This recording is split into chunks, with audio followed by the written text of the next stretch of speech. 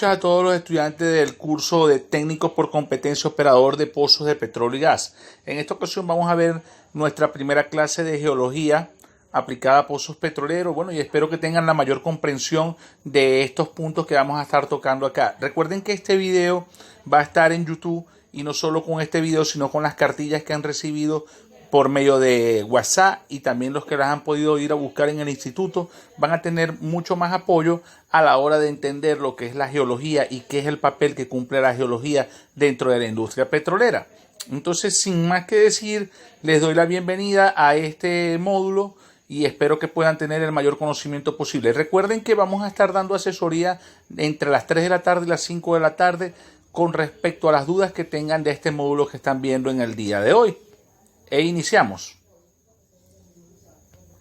En el contenido programático que van a estar viendo ustedes dentro de la materia de geología aplicada a pozos de petróleo y gas, vamos a estar viendo definición de geología, división de la geología, definición de rocas, definición de mineral, definición de cristalinidad, tipos de cristalinidad, tipos de roca, textura de las rocas ígneas, sedimentarias y metamórficas, estructura de las rocas ígneas y sedimentarias, tipos de estructuras sedimentarias primarias, diagenéticas de deformación inorgánicas, orgánicas, color de las rocas ígneas, leucócratas, mesócratas y melanócratas, tipos de metamorfismo regional y de contacto, ciclo de las rocas sedimentarias, historia del petróleo y origen de los hidrocarburos, formación del petróleo, teoría inorgánica y orgánica, acumulación del petróleo, roca madre, principales tipos de rocas generadoras o madres, roca almacén, roca sello, principales rocas sello, trampa y roca sello o sellante, causas, tipos de trampa, generación y migración y acumulación de hidrocarburos,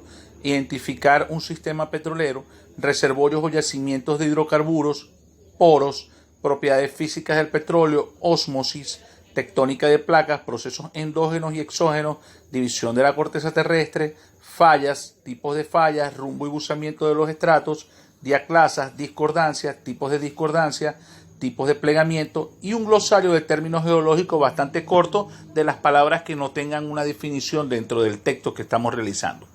A continuación vamos a empezar con el primer concepto que ustedes deben de manejar en lo que es el módulo de geología aplicada a pozos de petróleo y gas.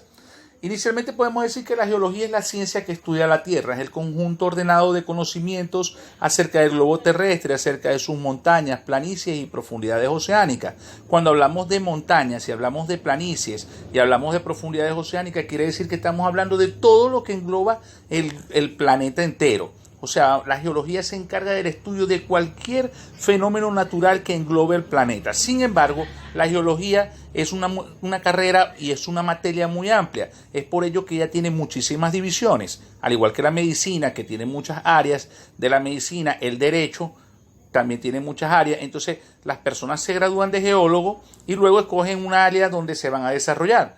Yo, por ejemplo, tuve la oportunidad de desarrollarme como geólogo en el área de perforación de pozos, en la parte de exploración y en la parte de lodos de perforación. Sin embargo, hay otros geólogos que se desarrollan como profesionales en la minería, otros en el área de geotecnia, otros en el área de paleontología. Existen muchas áreas dentro de la geología, las cuales yo voy a tratar de tocarlas, no todas, porque se nos iría el tiempo solo haciendo divisiones de la geología. Pero sí vamos a nombrar las más importantes que tienen una relación muy estrecha con el petróleo, ¿no? Entonces vamos a leer el concepto que yo tomé nota acá. Y dice: ciencia que estudia el origen, formación y evolución de la Tierra, los materiales que la componen y su estructura. En geología se llama roca el material compuesto de uno o varios minerales como resultado final de los diferentes procesos geológicos. En las imágenes que están viendo allí pueden ver en la primera imagen del lado izquierdo con fondo azul, van a ver que hay una serie de rocas como son granitos y areniscas. En la imagen central vamos a ver también unas rocas netamente sedimentarias que son areniscas, diferentes tipos de color, porque esto es por esta tonalidad la adquieren dependiendo del contenido de minerales ferromagnesianos que ya hayan sufrido procesos de oxidación, hidrólisis o disolución y carbonización. Todos estos procesos alteran la roca original y permiten que a través de esos procesos exógenos la roca pierdan su coloración y se torne de otra forma. Sin embargo, a la parte derecha, la última fotografía que están viendo en este video, son más que todo minerales que pueden observar y tienen una diferencia con respecto a las rocas que ya lo vamos a describir a continuación.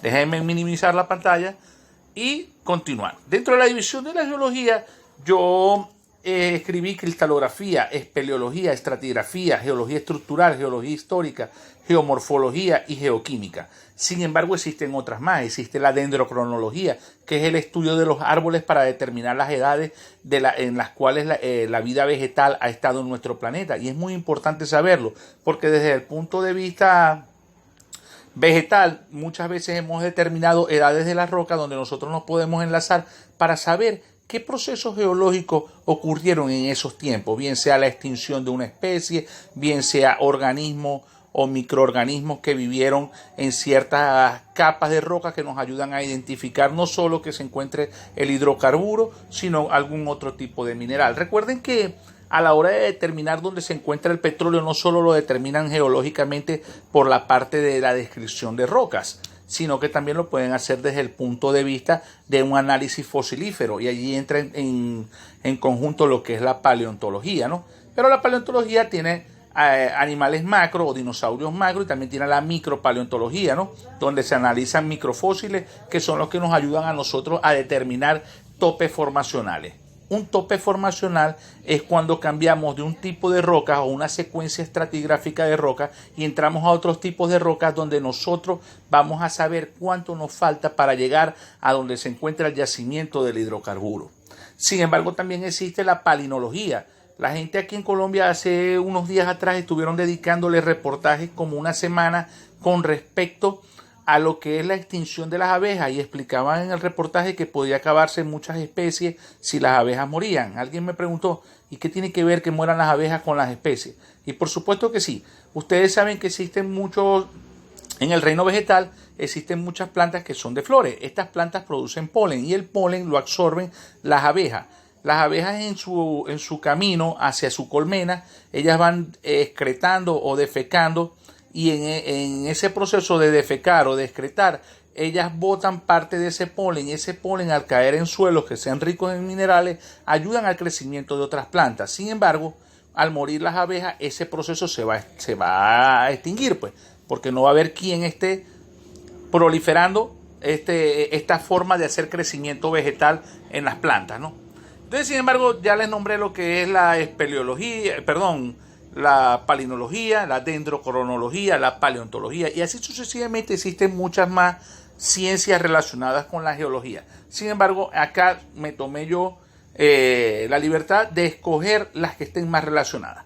Y la primera con la que voy a empezar es con la cristalografía, que es el estudio científico de los cristales definidos como sólidos con una estructura interna formada por átomos, iones o moléculas ordenadas periódicamente. Fíjense que a la hora de hacer descripciones de roca, no solamente nosotros describimos rocas para determinar cuánto nos falta para llegar a un cambio formacional y que nos dé a nosotros la idea de cuánto tiempo nos falta para llegar al hidrocarburo, sino que también los minerales o los cristales a nosotros nos indican. Yo recuerdo un pozo en el Perú que yo estuve perforando, y la única forma de saber cuando estábamos muy cerca de llegar al hidrocarburo era cuando conseguíamos la sección glauconítica, que es un tipo de mineral que se da en ambientes marinos y es de color verdoso. Entonces nosotros debíamos estar muy pendientes de encontrar ese mineral glauconítico, que era el que nos iba a nosotros a identificar que estábamos entre 80 y 120, 150 pies de profundidad para llegar al yacimiento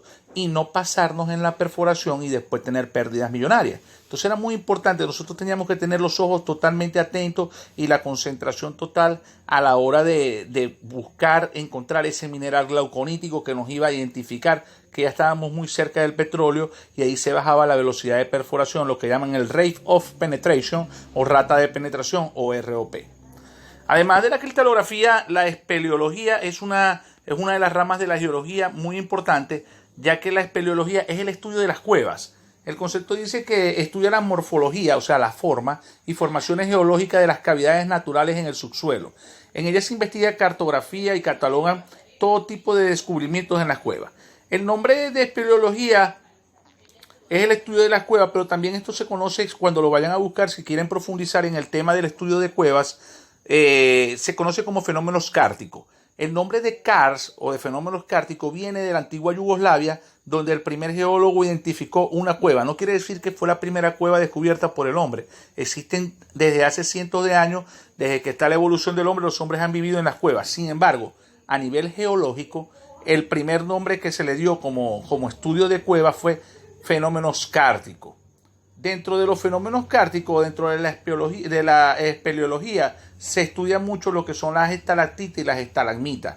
Normalmente cuando ustedes vean en YouTube o en algún video de geología, luego yo les voy a hacer unos videos para que ustedes vean, van a ver muchas estalactitas y estalagmitas. Y en películas siempre se observan cuando son películas de cuevas. Lo que pasa es que no sabíamos el nombre, pero a partir de hoy sí lo vamos a manejar. Las estalactitas son las estructuras que descienden desde el techo hacia el piso y son como unas especies de agujas que están sostenidas del techo de la cueva. Y las estalagmitas son una especie de roca que van haciendo, es una roca de hecho, que van haciendo desde el piso de la cueva hasta el techo, quieren subir.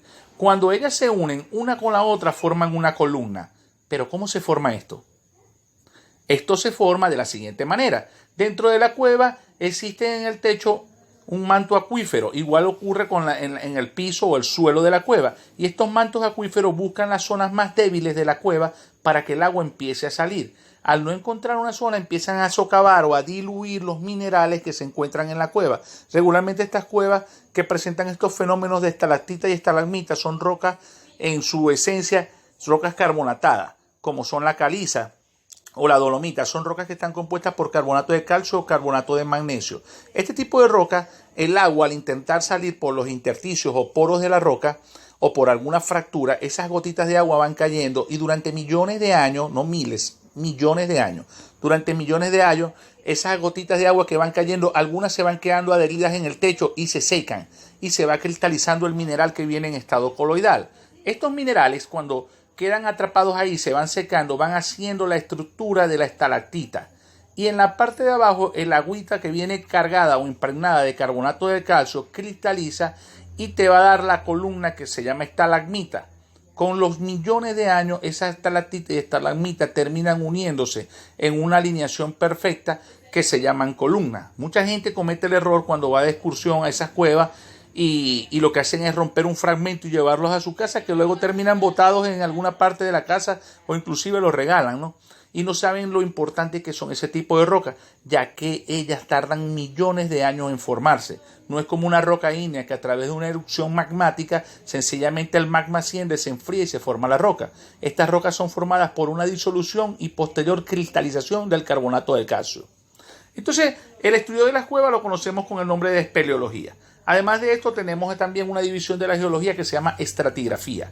La estratigrafía no es más que el estudio del comportamiento de las rocas sedimentarias y cómo se modelan ellas. Además de eso, nos indica a nosotros los tipos de estructuras de ordenamiento, como su ordenamiento. Hay estructuras de deformación, estructuras de inyección, estructuras internas, de ordenamiento interno. Y vamos a estar viendo cada una de este tipo de estructuras más adelante que nos ayudan a nosotros a identificar todo lo que tiene que ver con la extracción del hidrocarburo. Siempre cuando se está haciendo un pozo de perforación, siempre se está en estrecha relación con un paleontólogo, con un geofísico, con una persona especialista en estratigrafía y los geólogos de campo, que son los que analizan las rocas para determinar cuánto falta para llegar al hidrocarburo. Inclusive en la fase de rehabilitación, estimulación y completación de pozos, cuando se retiran tubos que están tapados o están sellados, porque los liners con los que se extrae el petróleo algunas veces se sellan y quedan tapados o obstruidos y los sacan, necesitan saber qué tipo de rocas hay en el subsuelo. Siempre es importante tener unos conocimientos básicos con respecto a la geología de la zona donde se perforó. La geología estructural. La geología estructural nos abarca todas las estructuras que están en la Tierra. Cuando nosotros vemos montañas que están desnudas debido a los procesos exógenos, como son intemperismo, erosión, abrasión, litificación y etcétera, porque eso lo vamos a ir definiendo uno por uno más abajo, nos permite a nosotros ver diferentes tipos de rocas. Y fíjense que aquí en esta imagen que están viendo podemos ver cómo estas rocas están como dobladas. Estos se llaman plegamientos. Y este tipo de plegamientos nosotros lo vamos a definir más adelante. Sin embargo, la geología estructural se encarga de definir cuando existen fallamientos en la roca o desprendimientos de roca o cuando existen plegamientos. Todo esto están sometidos gracias a los esfuerzos tectónicos que existen en el planeta. El planeta tiene diferentes tipos de esfuerzos y cuando estos esfuerzos someten a las rocas tienen unos límites que se llaman límite elástico, límite plástico y punto de ruptura.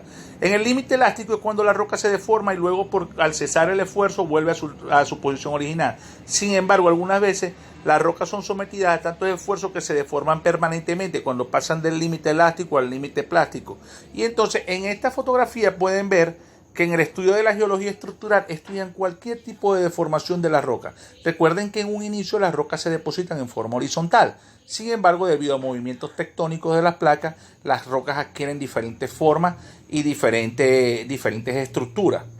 Entonces todo eso lo abarca la geología estructural y es muy importante hacer este tipo de análisis, ya que cuando estamos perforando muchas veces ocurre a los analistas de rocas de campo que ellos están analizando una secuencia de roca y esperan encontrar otra secuencia más abajo distinta a la que ya perforaron y resulta que se les repite.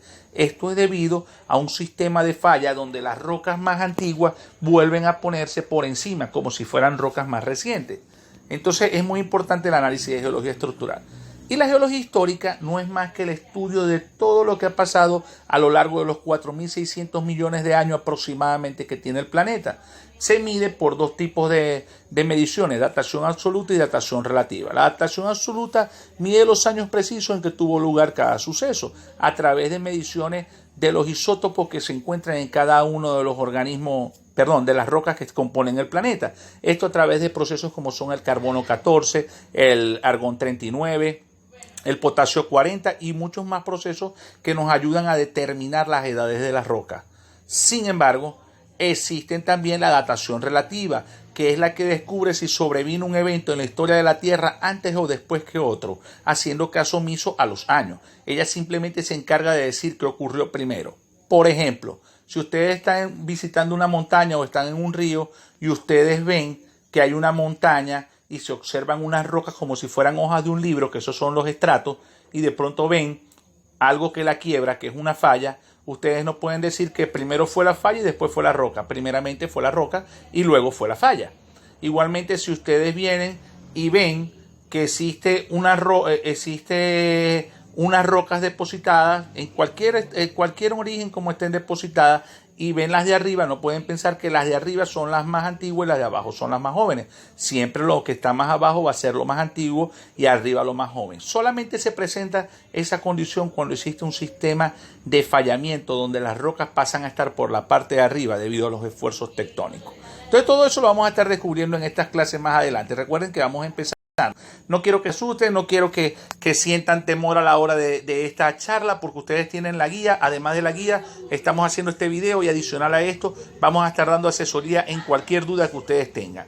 Cuando hablamos de geomorfología, fíjense que la geomorfología es una de las ciencias que aplican no solo en la geología, sino en el estudio militar. Los militares, cuando van a hacer incursiones en otros países, ellos toman fotografías aéreas y estas fotografías les permiten saber cuál va a ser el tránsito de su fuerza militar. Pues, o sea, si van a ir por tierra netamente, si van a llevar aviones, porque hay zonas donde no pueden entrar. Y hacen estudios de fotogeología.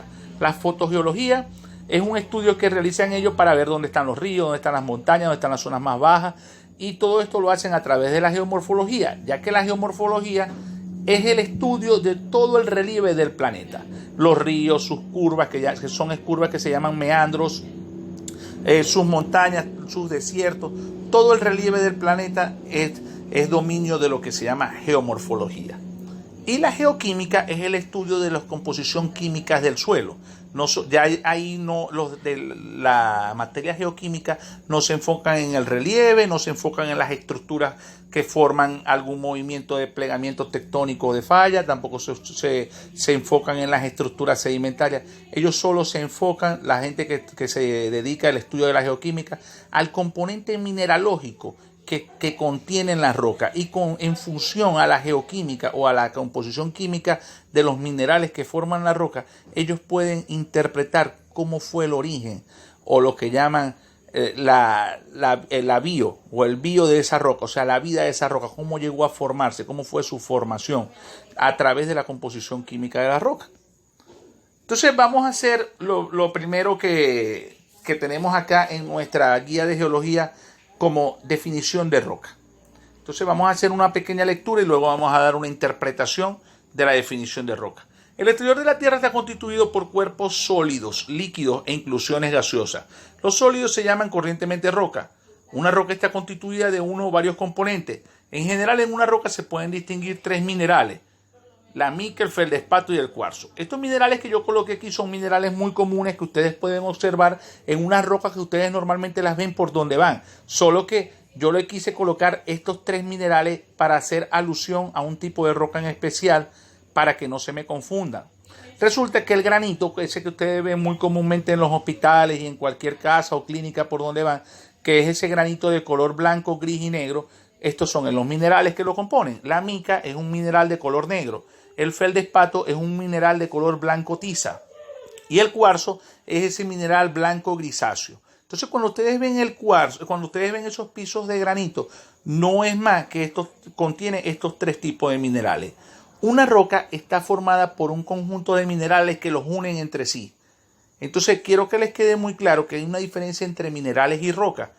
Las rocas están compuestas por un conjunto de minerales unidos, mientras que los minerales son independientes. Si ustedes van a un río y en ese río obtienen una roca con un martillo o con otra roca más pesada, la trituran, ustedes se van a dar cuenta que la roca se va a separar en fragmentos. Esos fragmentos que se separan son los minerales y cada uno de ellos los pueden analizar. De hecho, yo les voy a pedir que pasen fotografías por el grupo de WhatsApp y vamos a estar describiendo diferentes tipos de rocas. Cuando comiencen las clases yo llevaría rocas y ustedes las analizarían allá conmigo y vamos a estar haciendo esa práctica muy divertida para que ustedes aprendan a diferenciar y a identificar diferencias entre rocas ígneas, sedimentarias y metamórficas. Entonces, vamos a hablar de la definición de un mineral. Fíjense que una roca es un conjunto de minerales, mientras que un mineral es una sustancia inorgánica existente en la corteza terrestre que está formada por uno o varios elementos químicos. O sea, es una sola sustancia, no es un conjunto de nada. Sin embargo, para definir la cristalinidad de un mineral existen diferentes pasos que nosotros vamos a analizar y a descubrir en esta guía. Fíjense que mucha gente cuando están realizando la compra de algún anillo o algún arete, zarcillo o alguna cadena con una impregnación de algún mineral, se dejan llevar solamente por su brillo, ¿no? Y ellos no saben, ustedes no sabían, porque ya lo están aprendiendo, que no solamente deben guiarse por su brillo. Fíjense que en el centro de acá de Villavicencio y en cualquier parte del mundo siempre hay personas que trabajan la artesanía y en estas artesanías ellos colocan ese mineral que es un sulfuro de hierro que se llama pirita. Él tiene un sistema cúbico, o sea, sus cortes cuando tú lo partes, él queda como si fueran cuadritos. Y si ustedes lo buscan en internet, la pirita o el oro de los tontos, lo llaman oro de los tontos por su color dorado, tiende a confundir con el oro, es un mineral sulfatado. Este mineral, cuando tú lo miras en venta, regularmente lo ves en sistema cúbico, pero también lo puedes ver en una forma amorfa. Entonces existen grados de cristalinidad en ciertos minerales que cuando las personas van a comprar piezas de joyería, no saben que el orfebre trata de darle la mejor cara posible. Sin embargo, eso no nos garantiza a nosotros el costo de la pieza. El corindón es una variación y es el segundo mineral más duro antes del diamante.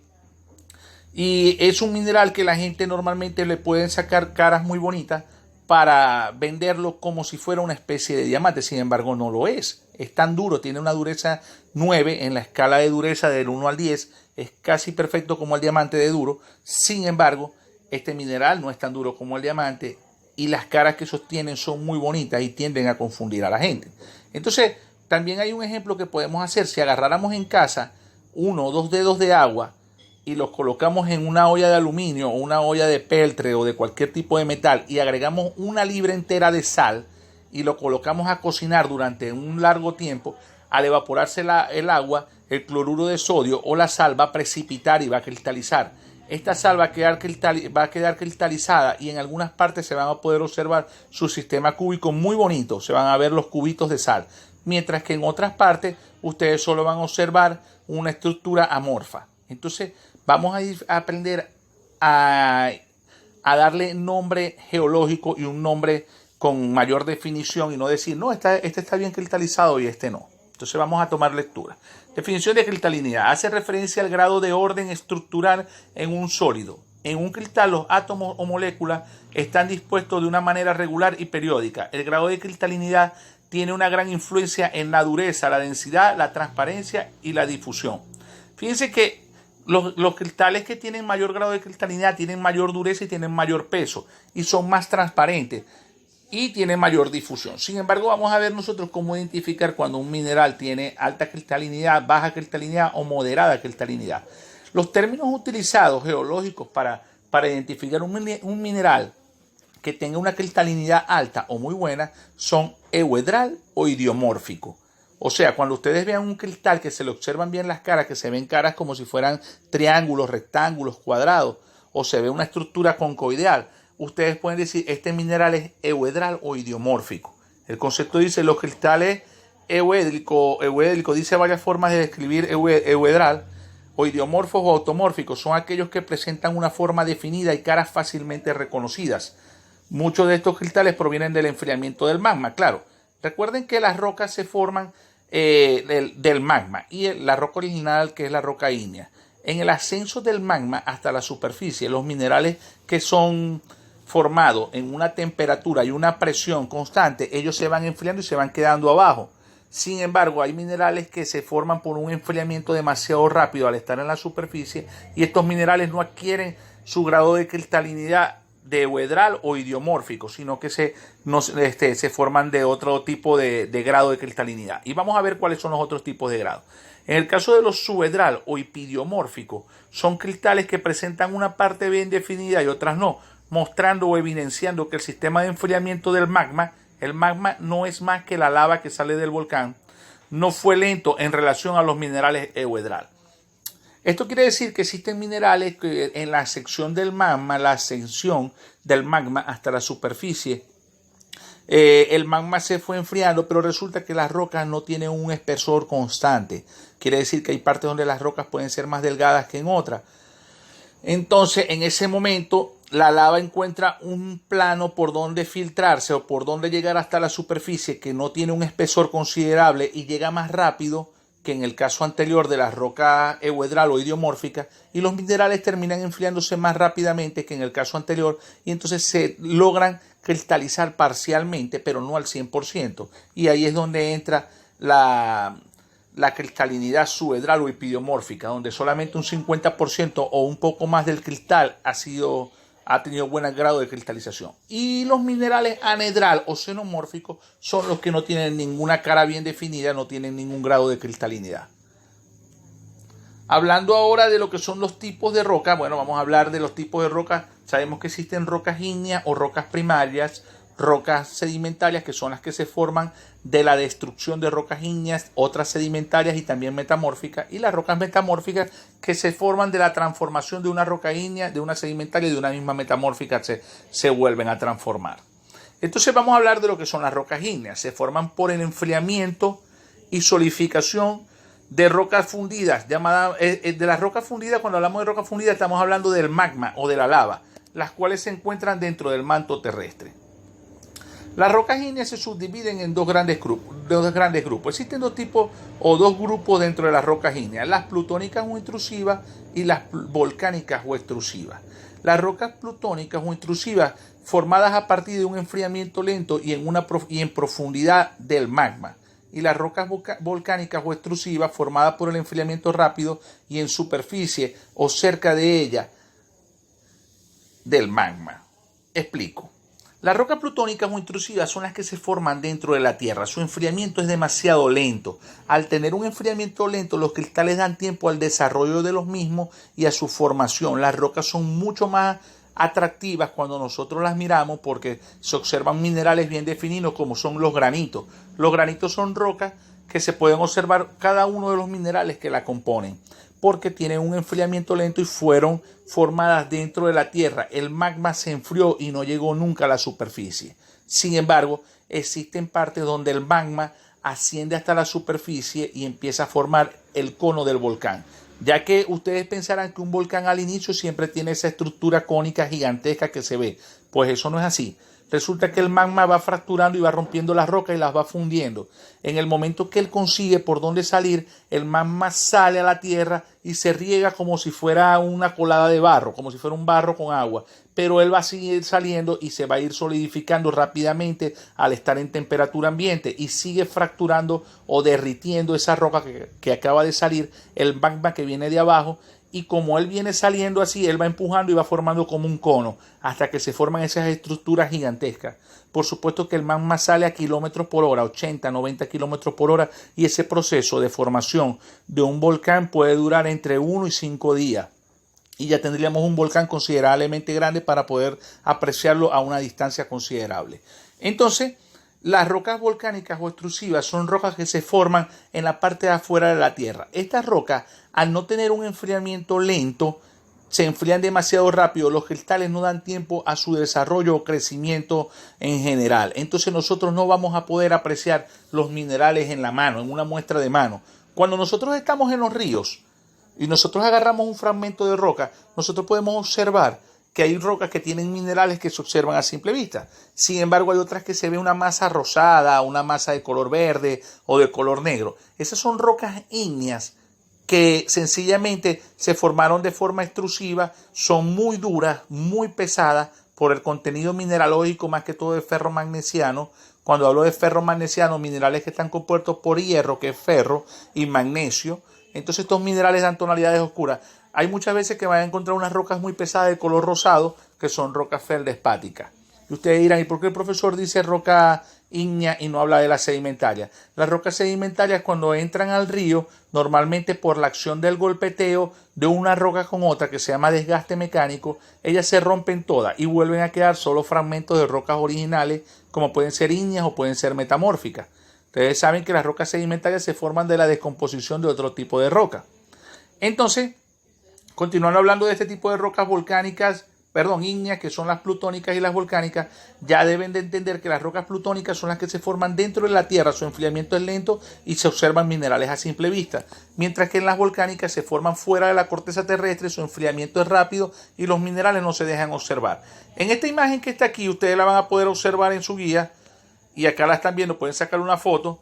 Fíjense que habla de lo que son las estructuras, que es lo que vamos a ver más adelante, las estructuras de las rocas ígneas, como son el dique, el sil, el batolito, el lacolito y el facolito. Si ustedes se dan cuenta, el sil es una estructura lenticular incluida en una roca sedimentaria. El lacolito forma como una especie de hongo. Y el dique simplemente corta una roca donde esté incluida, una roca caja, por ejemplo, una roca ígnea, una sedimentaria o una metamórfica. Ya nosotros vamos a ver una imagen de lo que es un dique. Y el facolito es muy similar al lacolito, solo que la estructura lenticular no se forma hacia arriba, sino que se forma hacia abajo. Entonces vamos a colocar esto más pequeño para que podamos apreciar el texto y vamos a hablar de lo que son la textura de las rocas ígneas. Dentro de la textura de las rocas ígneas tenemos dos tipos de textura, fanerítica y afanítica. La textura fanerítica es la que a nosotros a simple vista nos permite observar minerales en una roca ígnea debido a un enfriamiento lento, y hablamos de que son rocas intrusivas. Y la textura afanítica es la textura que nosotros a simple vista no podemos observar ningún tipo de mineral. Esto debido a que el enfriamiento fue muy rápido y estas rocas son rocas extrusivas o rocas volcánicas. Entonces vamos a ver en esta imagen, para que ustedes puedan ver la diferencia entre una roca ígnea intrusiva y una roca ígnea extrusiva. Voy a ampliar un poco la imagen y voy a permitir que ustedes vean primero este tipo de roca volcánica que se llama riolita. Es una roca que está compuesta por feldespato potásico y es de color rosado o un rosado con gris. Esta roca solamente se puede observar una masa amorfa porque fue enfriada demasiado rápido. Sin embargo, los minerales que están contenidos en ella, si nosotros hacemos un corte de la roca y hacemos un trabajo que se llama sección fina, podemos ver en un microscopio los minerales que están incluidos en ella perfectamente. Pero, como su enfriamiento fue tan rápido, a nivel macroscópico, con una muestra de mano no vamos a observar nada. Sin embargo, en esta roca que vemos acá, que es un granito, fíjense, es un granito feldespato potásico más o menos, podría decir yo, por el contenido mineralógico que se observa que predomina el color rosado, color carne. Bueno, estos minerales que ustedes observan allí no son más que los minerales que ustedes pueden ver en el corte de un piso de granito.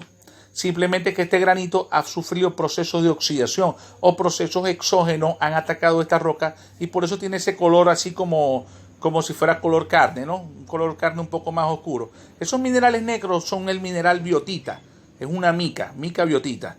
El color grisáceo que pueden observar ahí son los cuarzos y el rosado, que están viendo en la imagen, es el feldespato potásico. Pero fíjense que en esta imagen sí se logra observar ciertos minerales y esos minerales los pueden ver ustedes en un río. Pero en la roca de la izquierda no pueden ver, o en la imagen de la izquierda no pueden ver ningún mineral porque su enfriamiento fue demasiado rápido. Entonces vamos a leer lo que es la textura fanerítica, término usado para indicar la textura de granulometría gruesa de ciertas rocas ígneas, en las que los granos minerales son suficientemente grandes para identificarlos en una muestra de mano. Y la textura afanítica es un nombre dado a ciertas rocas ígneas que son tan finas que los componentes de sus cristales minerales no son destacables a simple vista. Por contraste, los minerales de las rocas ígneas faneríticas son visibles a simple vista. Entonces, ya creo que nos quedó claro cuando una roca es fanerítica o una roca es afanítica a nivel de textura. Entonces vamos a ver ahora lo que son las estructuras de las rocas ígneas. Y fíjense que cuando les hablé de la estructura de las rocas ígneas, hago una pausa y me devuelvo a la parte superior de la presentación. Y disculpen ustedes, yo les mostré esta imagen para que cuando vieran los conceptos tuvieran ustedes una idea de lo que van a ser las estructuras de las rocas ígneas. Entonces vamos a ir describiendo cada una de las estructuras ya teniendo esta imagen grabada en nuestra mente y espero que se les haga más sencillo el entendimiento de las estructuras de las rocas ígneas.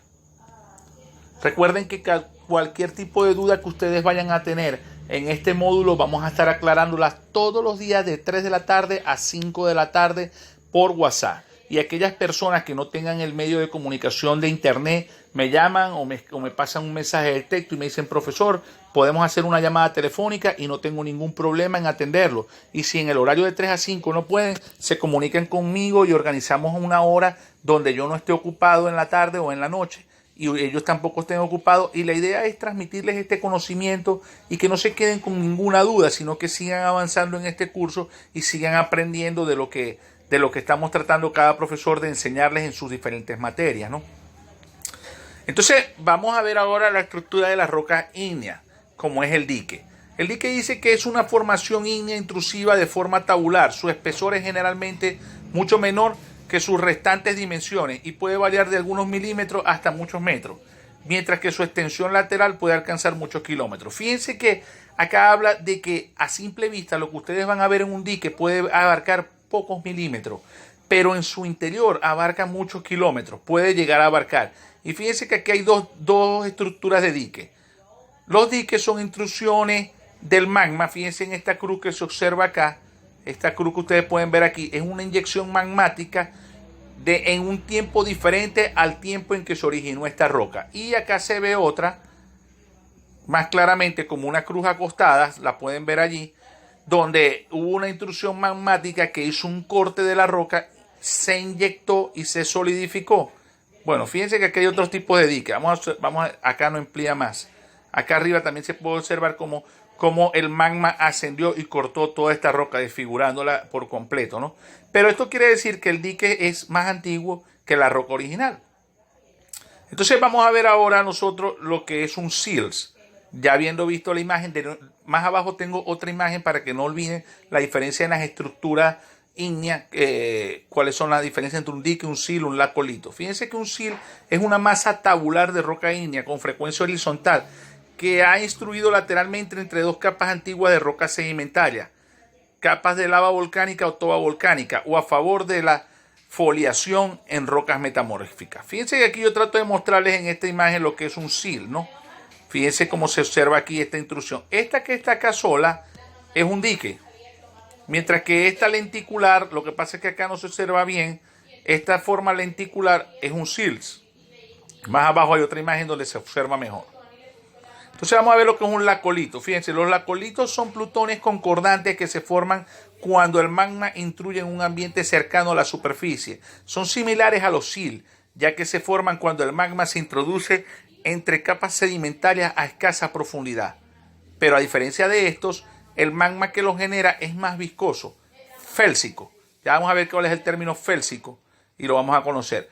por lo que forma una masa lenticular que deforma los estratos. Fíjense que en esta imagen que está acá, la voy a ampliar un poco con el permiso de ustedes, van a ver lo que es el apolito, el lacolito, el dique, el filón o capa, el batolito y el magma, cómo asciende y forma esta colada de lava, que la colada de lava no es más que esa estructura que puede ser cordadada o almohadillada. Eso es una estructura que se forma en los volcanes. Luego vamos a estar hablando de eso.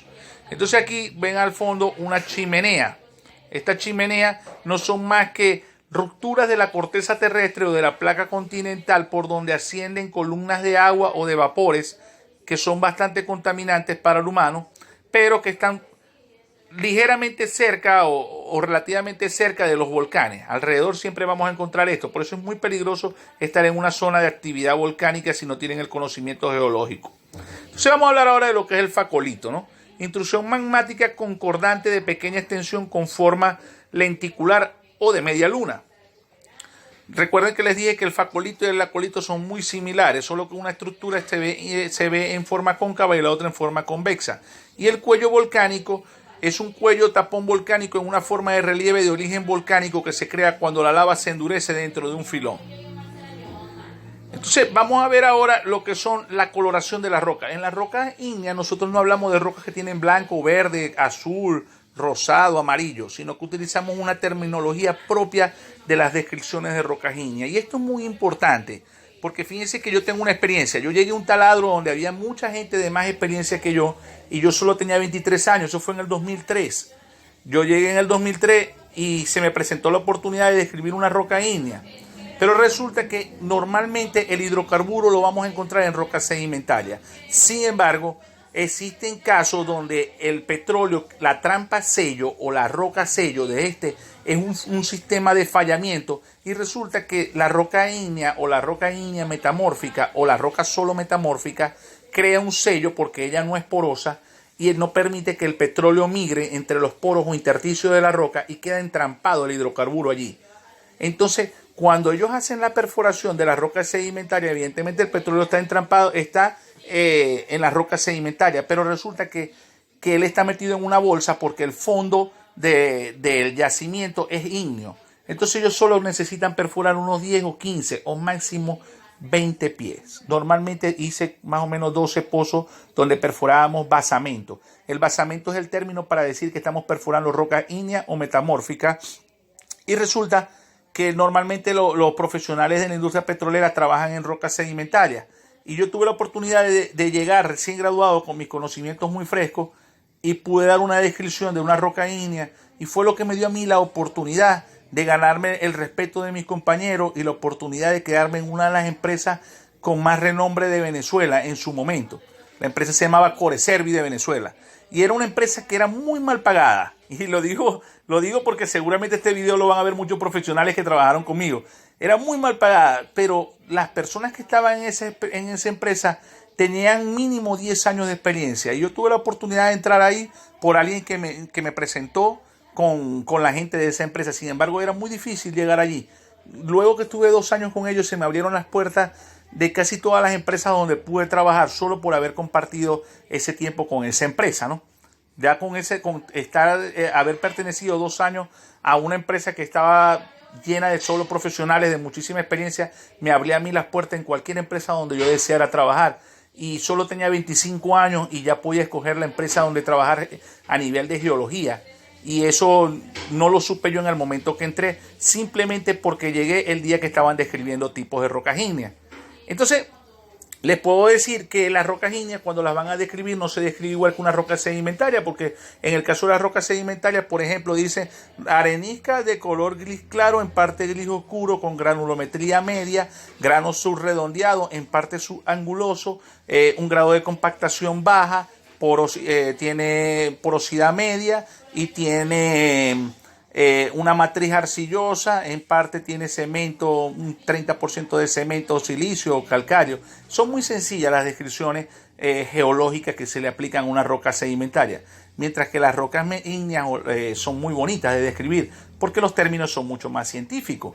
Cuando hablamos de la descripción de una roca ígnea, uno debe empezar diciendo roca ígnea de tipo intrusivo, granito, con un grado de cristalinidad alto, leucócrata. La textura de la roca es fanerítica y los minerales que se encuentran en ella son euedral, en parte de subedral, y su composición química nos permite observar colores leucócrata. O sea, la terminología es mucho más profunda a nivel geológico, es más enredada, y muchas personas cuando se gradúan y se dan cuenta que pasan toda su vida trabajando con rocas sedimentarias para determinar los hidrocarburos, dónde están los hidrocarburos, olvidan la parte de rocas ígneas. Yo tuve la suerte, les repito, de que yo estaba recién graduado, tenía solo 2 meses cuando empecé a trabajar. Me gradué el 17 de mayo del 2003 y más o menos entre junio y julio, sí, fue que empecé yo a trabajar. Entonces, vamos a hablar de los colores de las rocas ígneas, para no seguirme desviando y quitarle su atención. Las rocas ígneas, cuando las vamos a describir a nivel de colores, no hablamos como en las rocas sedimentarias que se nombran los colores. Simplemente se dice, si es una roca de colores claros, hablamos de que el término de descripción de una roca ígnea es leucócrata o félsico. Existen otros términos y quiero que tomen apuntes o tomen nota para que luego cuando lean, tomen lectura en algún libro geológico, no piensen que solamente estos términos son válidos. Los términos han variado mucho y existen, hasta donde yo estudié, 4 términos geológicos para decir que una roca es de colores claros. El primer término utilizado por los geólogos se llamaba leucócrata o de color félsico, es lo mismo. Luego de eso se utilizó el término de utilizar colores ácidos, entonces, o colores claros. Entonces nosotros, para describir una roca ígnea de un color claro, podemos decir que la roca es leucócrata o es félsica o es ácida o de colores claros.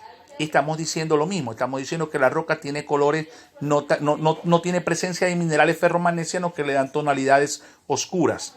Entonces vamos a leer el concepto de lo que dice que es leucócrata o félsico. Término aplicado a rocas ígneas constituido principalmente por minerales de color claro. Los minerales claros son, entre otros, el cuarzo, el feldespato, el feldespatoide, la mica blanca, el topacio, entre otros. Existen otros términos, pero no los vamos a nombrar en este capítulo. Son estos términos los más comunes. Leucócrata o félsico es lo mismo que decir ácido o de colores claros. En el caso de cuando veamos que hay presencia de minerales de colores claros, pero también tenemos minerales de colores oscuros, estamos diciendo que la roca tiene colores mesócratas o intermedios, que es un término usado para describir una roca ígnea de color oscuro y claro, es decir, esencialmente constituida por minerales máficos. O sea, minerales máficos quiere decir que son minerales de colores oscuros. Y cuando ya la roca predominan los colores oscuros en ella, podemos decir que el término utilizado en la geología es melanócrata o máfico, o también el término básico. O sea, cuando ustedes vean una roca ígnea de color oscuro, pueden decir que sus colores son melanócratas, máficos o básicos, o colores oscuros. Pero el término colores oscuros es un término muy corriente y a nivel geológico, hablando entre profesionales, es muy poco probable que ustedes vayan a escuchar que un geólogo diga, no, esta roca es predominante de colores oscuros. Tal vez en un programa de televisión como es National Geographic o Discovery podrían utilizar esos términos para llamar más la atención del público. Sin embargo, cuando estamos hablando de programas especiales de geología, solo van a encontrar los términos que yo les estoy dejando escritos en esta guía, melanócrata o máfico. Por eso trato de dejarle varios nombres para que ustedes nunca estén faltos de información, sino que estén más bien con muchísima más información y nunca los agarren desprevenidos. Como decía un amigo, al enemigo no darle ni un paso. Entonces vamos a definir lo que son colores melanócratas o máficos. Es un adjetivo que se aplica a un silicato o roca que es rico en magnesio y hierro. La palabra deriva de la contracción de magnesio y férrico. La mayoría de los minerales máficos son de color oscuro y de densidad relativa es mayor que 3. Entonces vamos a llegar hasta el día de hoy, hasta esta lámina, y espero que les haya gustado la clase. Recuerden que nosotros vamos a estar dando asesoría de 3 a 5 todos los días por WhatsApp. Ustedes me pueden escribir o llamarme y yo con mucho gusto los voy a atender. Que Dios los bendiga. Espero que hayan entendido de la forma más humilde y con todo el cariño del mundo. Su profesor, el ingeniero Delvi, les ha transmitido esta información y espero que la semana próxima se conecten todos y puedan tener la oportunidad de aprender los próximos capítulos, como vamos a estar viendo las rocas metamórficas y los tipos, con muchas imágenes, les voy a adelantar, miren, con muchas imágenes que les van a permitir a ustedes tener un mayor entendimiento y por supuesto cualquier duda la vamos a estar aclarando por los diferentes medios, llamadas telefónicas, mensajes de texto o WhatsApp. Feliz noche y que Dios los bendiga.